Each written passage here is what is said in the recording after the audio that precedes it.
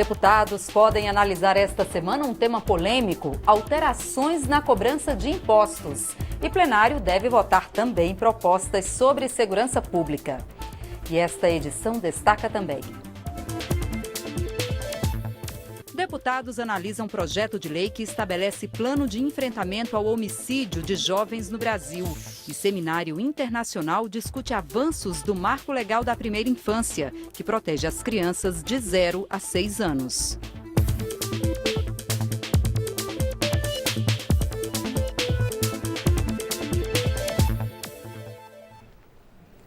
Boa noite em Brasília, 8 horas. O Jornal da Câmara começa agora. O plenário da Câmara deve concentrar esforços esta semana em torno de propostas econômicas. São votações que envolvem um tema polêmico: alterações na cobrança de impostos. E a gente vai saber os detalhes com a repórter Gini Moraes, que acompanha as votações no plenário Ulisses Guimarães. Gini, boa noite. Que alterações são essas, hein? Boa noite, Aciene. Boa noite a todos que nos acompanham agora ao vivo pela TV Câmara. Bom, esse primeiro projeto aí que trata da reoneração da folha de pagamentos, ou seja, é a volta do pagamento da contribuição previdenciária maior por vários setores aí da economia, é um dos projetos que foram colocados naquela lista de prioridades que o governo lançou logo depois que a reforma da Previdência foi enterrada, que a gente pode chamar de enterrada. Na verdade, ela acabou sendo suspensa aí por causa do decreto de intervenção à segurança do Rio de Janeiro.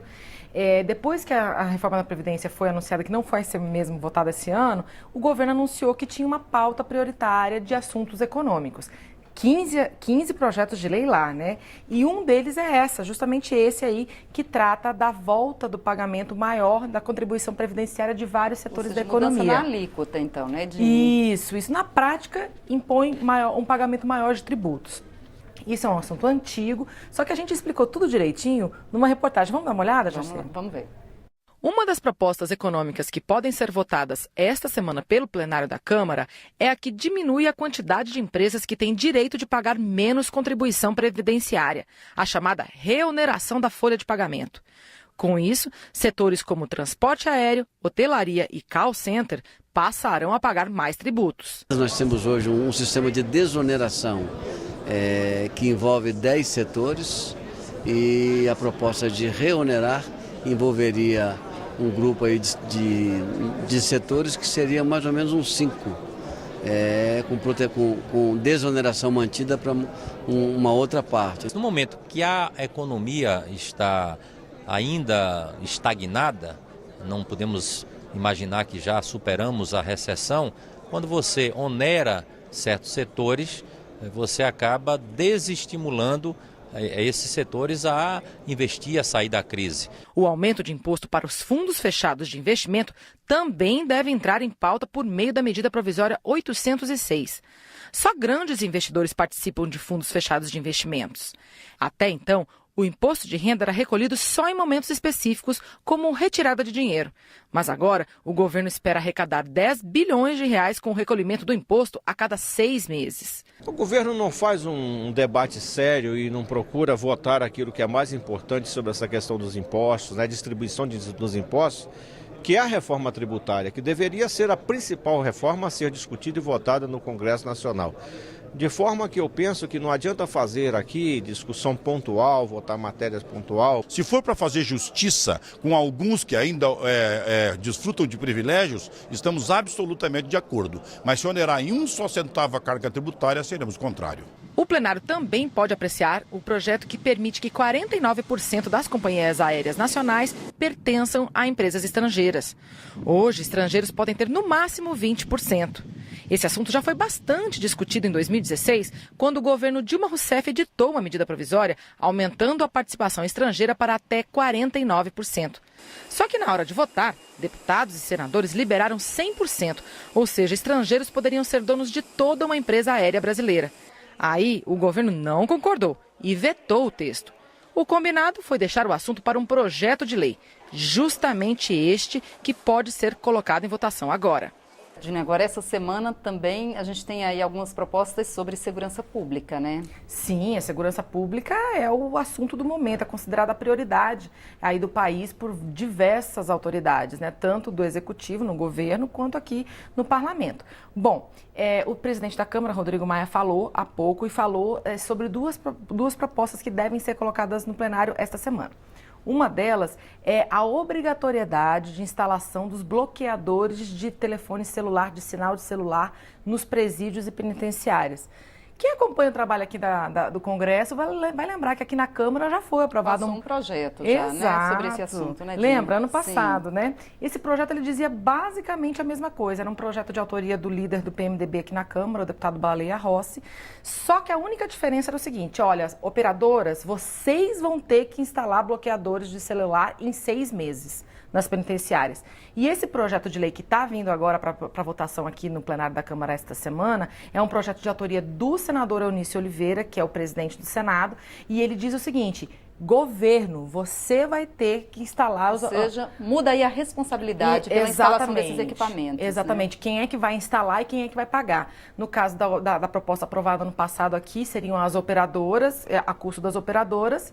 E agora a proposta do senador Eunício Oliveira diz que é responsabilidade da União, do governo, com o dinheiro do Fundo Penitenciário Nacional. Tem uma outra proposta, que é aquela criação do Sistema Único de Segurança Pública nos moldes do que já existe hoje na saúde com o SUS, né?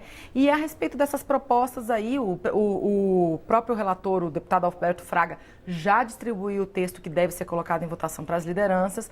Também precisa ser feito ajustes aí, mas a ideia é isso, é fazer uma coordenação aí entre os esforços de todas as polícias, Polícia Militar, Federal, Rodoviária, Civil, Bombeiro, Guarda Civil, Guarda Metropolitana, enfim, todas as forças de segurança, para que haja aí uma coordenação de esforços em prol da segurança brasileira. E aí se cria vários outros programas de valorização do profissional de segurança, programa de integração de dados, enfim. O presidente da Câmara falou sobre isso. Vamos dar uma olhadinha? Falou agora há pouco. Esse projeto já está aqui na casa há muito tempo, né? E nós estamos terminando de prepará-lo para conseguir pautá-lo nas próximas semanas. Essa é uma agenda que foi colocada no início do ano legislativo aqui pelo presidente Eunício. Né? Ele colocou primeiro esse assunto esse ano. O projeto já existe na Câmara e no Senado há muito tempo.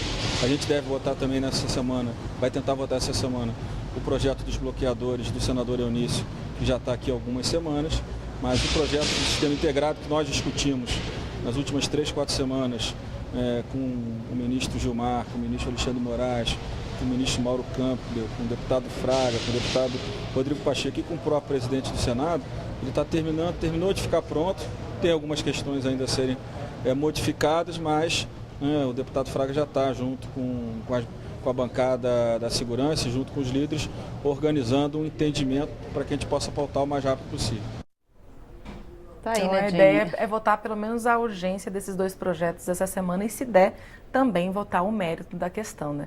Lembrando que a reunião de líderes, que é onde se discutem as pautas ali que realmente serão colocadas em votação no plenário, vai acontecer amanhã à tarde. Aí lá eles batem realmente o martelo do que vai ser colocado em votação. Tá certo. Dini, muito obrigada pelas informações. É sempre um prazer. Boa noite a todos. Boa noite.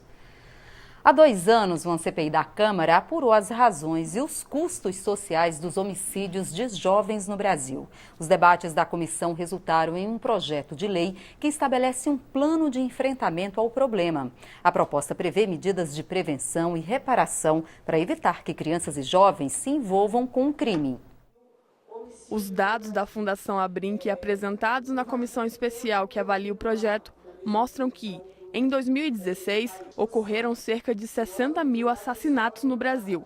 Desse total, quase 23 mil foram jovens com menos de 24 anos de idade e a maioria deles, negros e pobres. O relator da proposta diz que quer mudar essa realidade. São dados estarrecedores.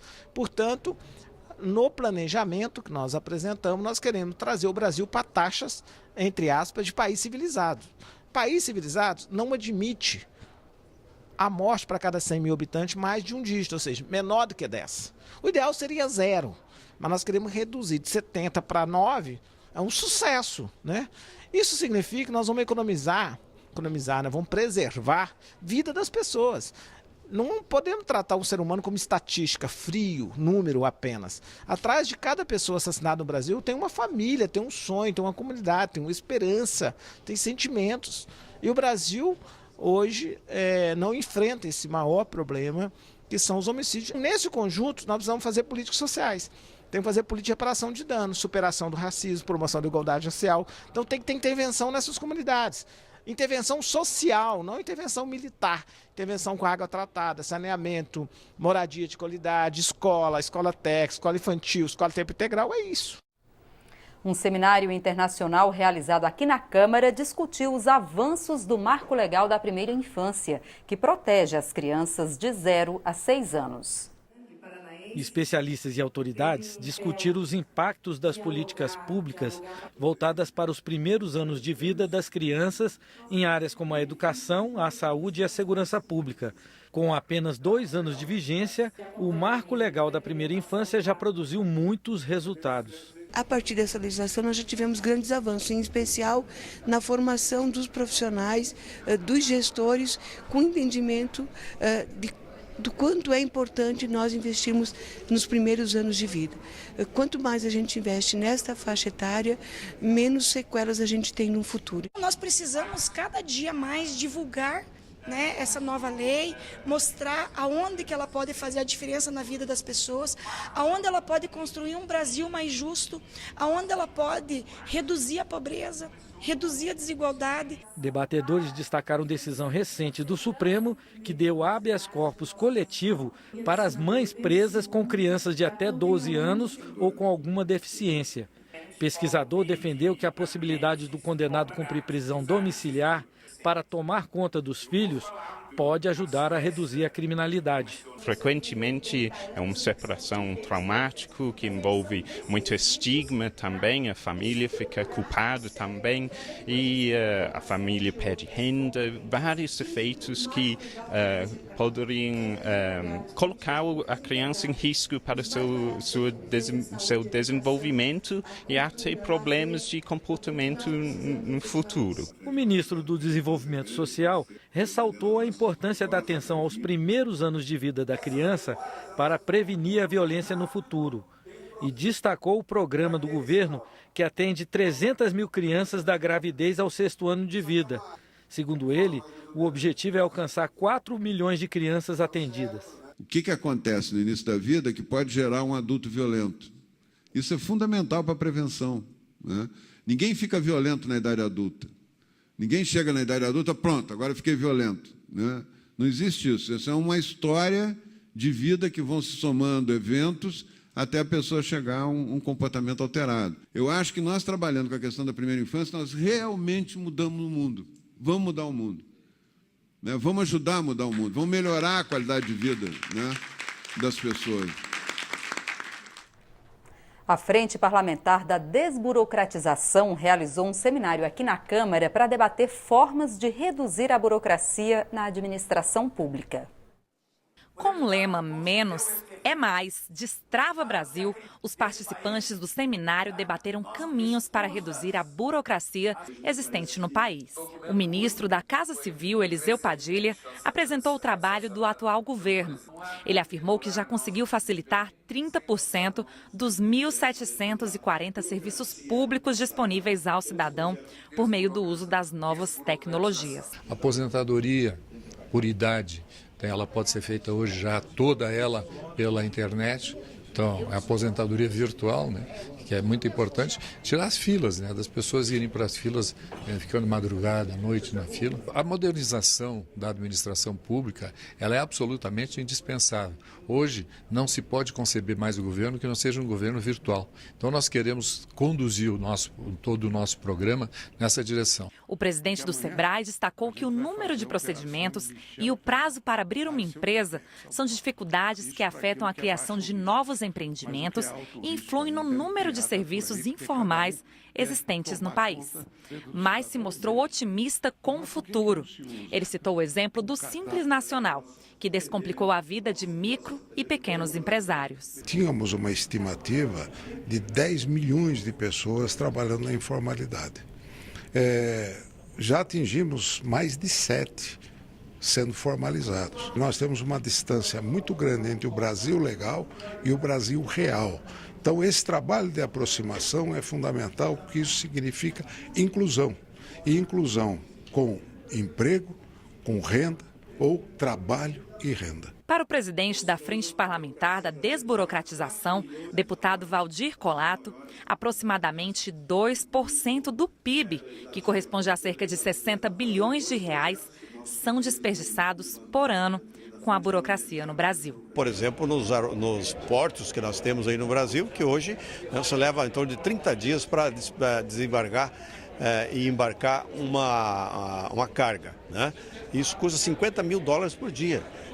Quando que você pega no Japão, são 3 dias. Então nós precisamos realmente tirar esse custo do Brasil, que está realmente prejudicando a nossa economia, principalmente o setor produtivo.